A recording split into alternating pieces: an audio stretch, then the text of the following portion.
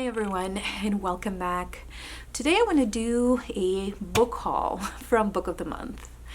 I don't know if you watched the introduction to my new series, Read It or Ditch It, where I'm putting this list of books that I want to finish by the end of the month, and if I don't get to them, I need to donate them. Now, if you missed it, don't worry, I'm gonna have it linked down below and probably on the top of the screen.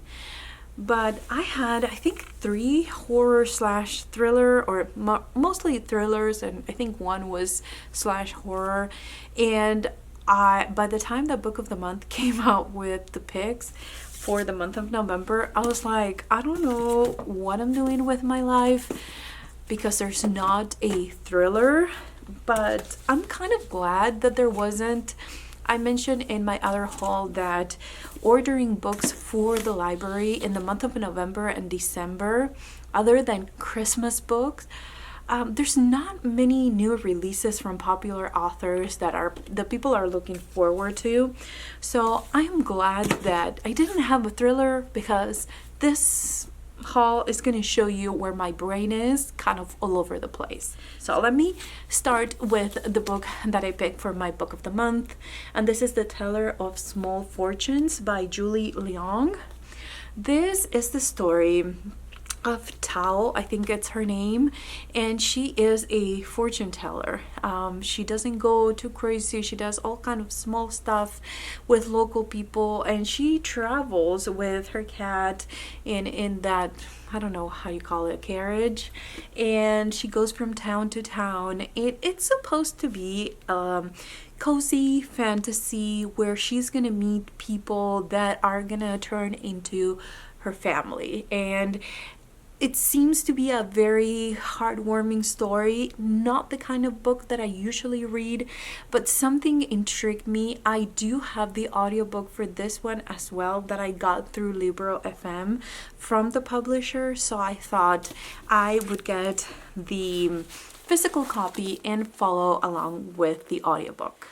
Now, one of the books that I was anticipating reading, and for whatever reason, it took me a good month or two to get to it or order it from Book of the Month, because that's where I wanted to get it from, is All the Colors of the Dark by Chris Whitaker. I watch so many interviews with Chris Whitaker. I mean, if there's one out there, I probably watch it.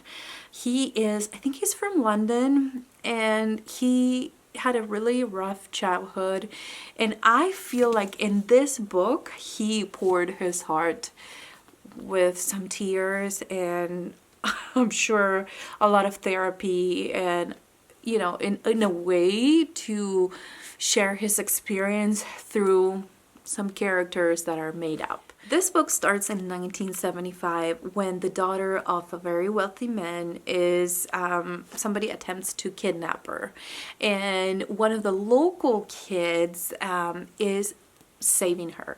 Now, I'm not going to tell you the way that things happen, because I feel like somebody spoiled it for me when they told me what happened at that exact moment to the kid that is helping her.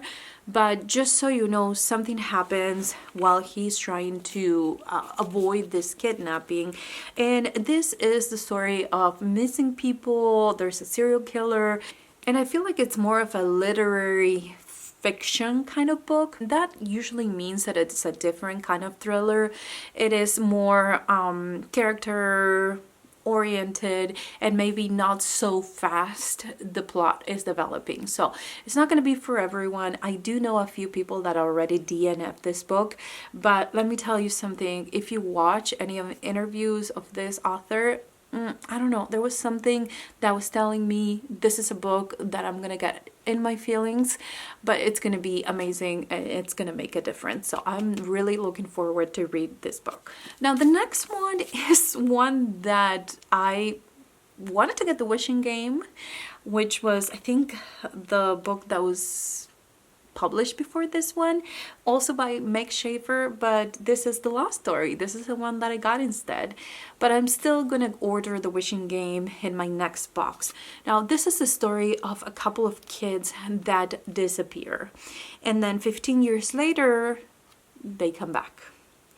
The beginning, the first chapter of this book, I read it and it really captivated me. Sometimes that happens and then I can't get into the story. This is kind of magical realism, mystery mixed of a book. And there's a lot of people that I heard and I trust their opinion and they loved it. They thought that this was a fairy tale story for adults, and there's other people that I do trust that they read it and they were like, I don't get the hype. So I don't know where I'm gonna stand on those two opinions. Maybe I will love it, maybe I'll hate it, but it's definitely something that I wanted to read soon. The next one is Weyward by Emilia Hart, and this is the story of three women. And if there's something you need to know about my reading taste is I can't say no to a book with multiple POVs, especially if they're in different timelines. For example, there's one in 2019 and it covers the story of a woman that is living in an abusive relationship and she inherits this cottage, I think.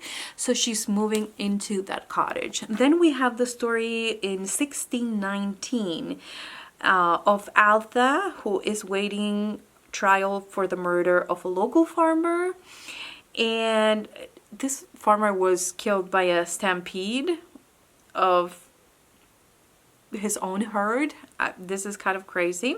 And then we have another one that is 1942, and as World War II rages, Violet is trapped in her family's grand crumbling estate. And this, I assume, is that they're either from the same family or they come from the same family and they're in different places. I don't know how the three different POVs are gonna tie the story together, but I'm looking forward to it. I also heard that this was an amazing book and one of the best of for some of those booktubers that I follow and I trust their opinions. And I also saw some other ones that said, I do not get it. The only story that I was invested in was the one in 2019. And I get it. It's more contemporary. A lot of people connect more with that. But I'm still, there's something when there's three different timelines, three different people and POVs. I feel like there's something that triggers in my brain that wants me to keep reading. So I'm definitely looking forward to reading this one too. Now the next one is Starling House, and I think this was also this was apparently in October 2023. So now this is the story of Opal and her brother. She is a high school dropout. She's working part-time as a cashier, and she lives in this town that people are trying to escape for. And this town is described as known for only two things: bad luck and Starling House, which is the house of the reclusive 19th century author of The Underland who disappeared over 100 years ago. Now she's offered a job at Starling House. She goes there and she starts to discover things, and again, she has some kind of a connection with this house. She's having some kind of dreams where she's inside the house before she actually gets the job. So we'll figure it out. This seems like a sentient house story, but we'll see where it's going. Anyways, so those are all the books that I got from Book of the Month. You would not believe how excited I was when I saw the confirmation that it was in the mail. You would not believe it, how happy I was. I really felt like I needed a break from the thrillers that I've been getting, and I wanted to go into something a little bit more, I don't know if deeper, but I don't know, something completely different from a thriller, because I kind of need a break. And I think that with all these books, yes, a little bit more mystery, but literary, fantasy, and magical realism, all those things that I'm interested in, and I'm gonna give them a chance in this month of December. So thank you for being here today. Let me know what you got from Book of the Month. Did you get just one book? Did you just skip the month? Did you get any add-ons? Let me know in the comments down below. Also, if you have a favorite add-on that you think I should add for my next box. So thank you so much for being here today, guys. I truly appreciate it, and I'll see you guys next time.